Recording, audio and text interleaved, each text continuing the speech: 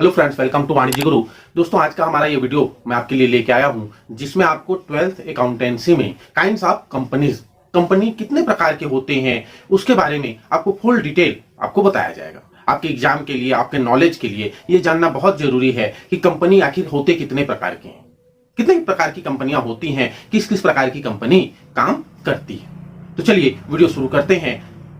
सबसे पहले हम देखते हैं कंपनी के प्रकारों का किस आधार पर हम वर्गीकरण करेंगे, किस तरह से उनको डिवाइड किया जाएगा। सबसे पहले हम देखते हैं कि इनकॉर्पोरेशन के आधार पर, समामेलन या जो उनका रजिस्ट्रेशन होता है, रजिस्ट्रेशन के आधार पर कंपनी के रजिस्ट्रेशन को ही कंपनी का समामेलन कहा जाता है, इनकॉर्पोरेशन कहा जाता है। तो उसके आधार पर कंपनी 3 प्रकार की होती है। ठीक है, कौन कौन सी? पहली कंपनी होती है राज आज्ञा पत्र या शाही आज्ञा पत्र द्वारा स्थापित company, company incorporated by royal chartered company भी जिसको हम कह सकते हैं। ऐसी कंपनी जिसकी स्थापना किसी राजा के आज्ञा से, है ना, हुई हो, उसे शाही आज्ञा पत्र या राज्य आज्ञा पत्र द्वारा स्थापित कंपनी कहा जाता है। जैसे कि आप सभी जानते हैं, जब अंग्रेज भारत में आए तो व्यापारी बनकर आए थे और उन्होंने ईस्ट इंडिया कंपनी की स्थापना भारत में की थी।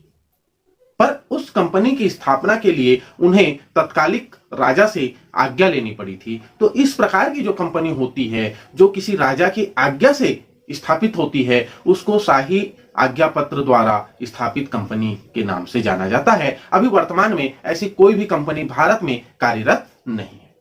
इसमें दूसरा प्रकार होता है किसी विशेष अधिनियम के तहत स्थापित की गई company incorporated by special act of parliament, संसद के विशेष अधिनियम के द्वारा स्थापित की गई कंपनी। ऐसी कंपनी जिसकी स्थापना के लिए भारत की संसद के द्वारा कोई कानून बनाया गया हो और उस कानून के तहत उसकी स्थापना हुई हो, तो ऐसी कंपनी इसके अंतर्गत आती है। जैसे RBI, reserve bank of India, state bank of India, LIC, ये ऐसी कंपनियां हैं जिनकी स्थापना के लिए भारतीय संसद ने एक विशेष कानून बनाया और उसके तहत इनकी स्थापना की गई।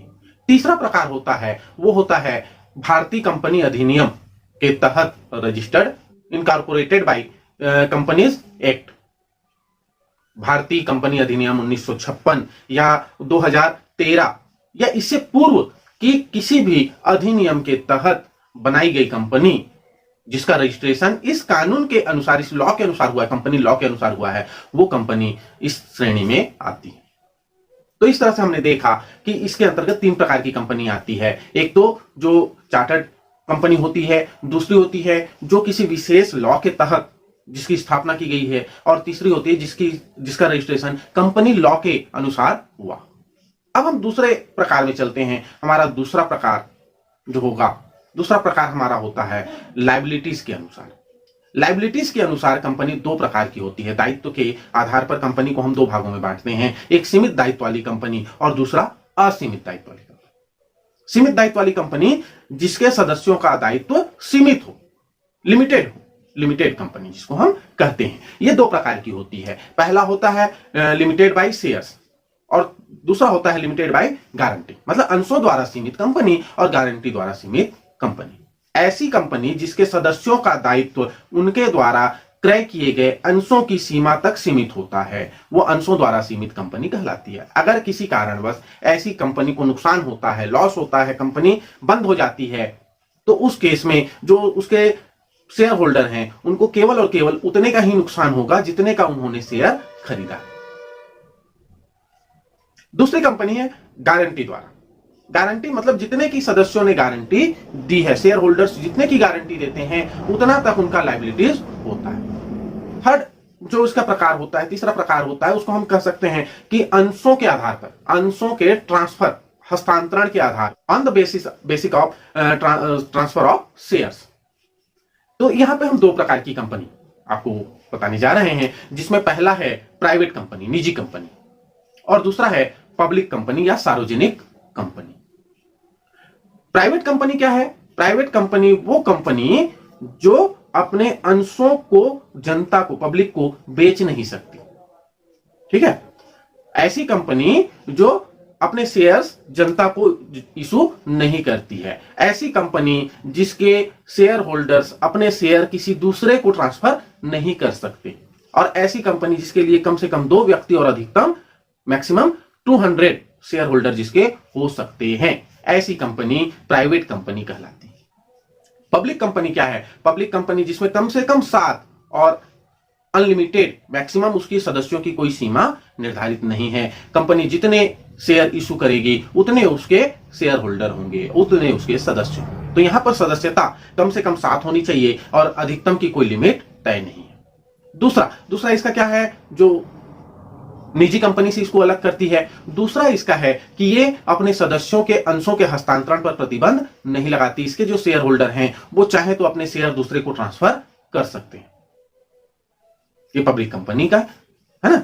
हम इस तरह समझ सकते हैं कि जो कंपनी निजी कंपनी नहीं है वो क्या है? पब्लिक कंपनी है, जिसमें कम से कम 7 और मैक्सिमम की कोई सीमा नहीं है, जिसके सदस्य अपने अंश ट्रांसफर कर सकते हैं और जो कंपनी फंड प्राप्त करने के लिए, फंडिंग के लिए अपने शेयर्स पब्लिक को इशू कर सकती है, ये पब्लिक कंपनी कहलाती है।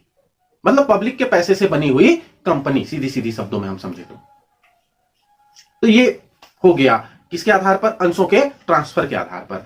अगला हम चलते हैं, अगला हमारा जो कंपनी होगा वो कंपनी अथॉरिटी के आधार पर, स्वामित्व के आधार पर। अथॉरिटी के आधार पर हम 3 प्रकार की कंपनी समझ सकते हैं। पहली कंपनी जो फ्री है, स्वतंत्र कंपनी, मतलब उस पर किसी का कोई अथॉरिटी नहीं है ना, ना ही उसने किसी दूसरे का कोई शेयर खरीदा हुआ है। वो अपने आप में ओपन फ्री कंपनी है जो स्वयं काम करती है और अपने प्रॉफिट लॉस को अपने शेयर होल्डर्स को बांटती है। इसमें अगली कंपनी जो हम देखते हैं, अगली कंपनी हमारी आती है सूत्रधारी कंपनी, जिसे हम कहते हैं होल्डिंग कंपनी। सूत्रधारी कंपनी मतलब होल्डिंग कंपनी। होल्डिंग कंपनी से क्या तात्पर्य है? ऐसी कंपनी जिसने किसी दूसरी कंपनी के 50% या उससे 51% या उससे अधिक के शेयर अपने नाम रखे हो, है ना। ऐसी कंपनी जिसके पास किसी दूसरी कंपनी के 51% या उससे अधिक के शेयर हों, तो वो उस दूसरी कंपनी की क्या कहलाएगी? होल्डिंग कंपनी कहलाएगी। मान लेते हैं एक्स जो है, एक्स एक कंपनी है जिसने वाई कंपनी के 51% शेयर्स खरीद रखे हैं। तो ऐसी स्थिति में एक्स कंपनी वाई कंपनी की होल्डिंग कंपनी कहलाएगी, सूत्रधारी कंपनी कहलाएगी। और वाई कंपनी क्या है? तो वाई कंपनी है सहायक कंपनी। वाई है सब्सिडायरी कंपनी, जिसके आधे से अधिक अंशों को किसी दूसरी कंपनी ने खरीद लिया हो, ऐसी कंपनी सब्सिडायरी कंपनी या सहायक कंपनी कहलाती है। तो ये 3 प्रकार की हो गई। एक तो फ्री है, स्वतंत्र है, उस पर किसी का कोई वो नहीं है। दूसरा, जिसने दूसरे के आधे से अधिक अंशों को खरीदा है, होल्डिंग कंपनी। और जिसके अंशों को खरीदा गया वो सब्सिडायरी कंपनी। और लास्ट जो हम देखते हैं, लास्ट है नेशनलिटी के आधार पर, राष्ट्रीयता के आधार पर कंपनी 2 भागों में बांटी गई है। 2 भागों में कौन कौन सी? एक है देसी कंपनी, तो हम इंडियन कंपनी के नाम से भी जान सकते हैं। ऐसी कंपनी जिसका registration company law, Indian company law के तहत हुआ है, ऐसी कंपनी देसी कंपनी या इंडियन कंपनी कहलाती है, जो हमारे देश में ही रजिस्टर्ड हुई है और व्यापार कर रही है। बाहर भी व्यापार करेगी तो भी ये देसी कंपनी ही कहलाएगी। दूसरी होती है फॉरेनर कंपनी, विदेशी कंपनी। विदेशी कंपनी से मतलब क्या है? ऐसी कंपनी जो भारत में तो व्यापार कर रही है, उसके कारोबार भारत में फैले हुए हैं, लेकिन उसका रजिस्ट्रेशन किसी फॉरेन के कंपनी लॉ के तहत हुआ है, विदेश के कंपनी अधिनियम के तहत निर्मित कंपनी जिसकी स्थापना किसी अन्य देश में हुई है और हमारे देश में अगर वो व्यापार कर रही है, तो ऐसी कंपनी विदेशी कंपनी कहलाएगी। तो आई होप कि आप काइंड्स ऑफ कंपनीज, कंपनी के जितने प्रकार होते हैं वो बहुत ही अच्छे तरीके से आप समझ चुके होंगे। हम उसको 5 बेस पर उसको हम डिवाइड कर दिए। पहला भाग हो गया हमारा समामेलन के आधार पर, रजिस्ट्रेशन के आधार पर। दूसरा हो गया दायित्व के आधार पर। तीसरा हो गया अंशों के हस्तांतरण के आधार पर। चौथा हो गया राष्ट्रीयता के आधार पर। और 5वां हो गया स्वामित्व के आधार पर। इस तरह से हमने 5 भागों में कंपनी को बांटकर उसका वर्गीकरण कर दिया और हर एक में जितनी प्रकार की कंपनी होती है वो सारी कंपनी आपको डिटेल से समझा दी। तो पूरी तरह से मुझे उम्मीद है कि आपको कंपनी के प्रकार समझ में आ गए होंगे। अब आपको किसी दूसरे वीडियो की या इसको रटने की आवश्यकता अब नहीं पड़ेगी। आपको केवल 5 के जो बेस हैं वो बेस आपको याद रखने होंगे कि किस किस बेस पे हमने इनको डिवाइड किया है, और उसके आधार पे आप बहुत ही आसानी से इसको समझ सकते हैं, याद रख सकते हैं। तो दोस्तों, उम्मीद है कि आपको ये वीडियो अच्छा लगा होगा। आप कमेंट करके हमें बताइए कि वीडियो आपको कैसा लगा। अच्छा लगा तब भी, और अगर आपको पसंद नहीं आया तब भी आप कमेंट करके बताइए कि इस वीडियो में क्या कमी रह गई। ताकि हम अपने अगले वीडियो में उस कमी को सुधार सकें और आपके लिए कुछ और अच्छी जानकारियां, अच्छे टॉपिक लेकर आ सकें। कंपनी से रिलेटेड पूरा सीरीज हम आपको प्रोवाइड कराएंगे। A to Z जानकारी कंपनी अकाउंट से रिलेटेड आपको इस वीडियो में, इस चैनल में मिलेगी। अगर अभी तक आपने चैनल को सब्सक्राइब नहीं किया है तो ऐसे और वीडियो के लिए चैनल को सब्सक्राइब कर लीजिए, बेल आइकन को प्रेस कर लीजिए ताकि नोटिफिकेशन आपको मिलता रहे। अगर आप पार्टनरशिप से रिलेटेड वीडियोस देखने चाहते हैं तो हमारे प्लेलिस्ट में आपको पार्टनरशिप, 12th पार्टनरशिप के नाम पे आपको वो सारे वीडियो स्टेप बाय स्टेप बने हुए आपको मिल जाएंगे। आप वहां जाकर पुराने पार्टनरशिप से रिलेटेड वीडियो भी देख सकते हैं। वीडियो में अंत तक बने रहने के लिए आपका धन्यवाद। जय हिंद, जय भारत।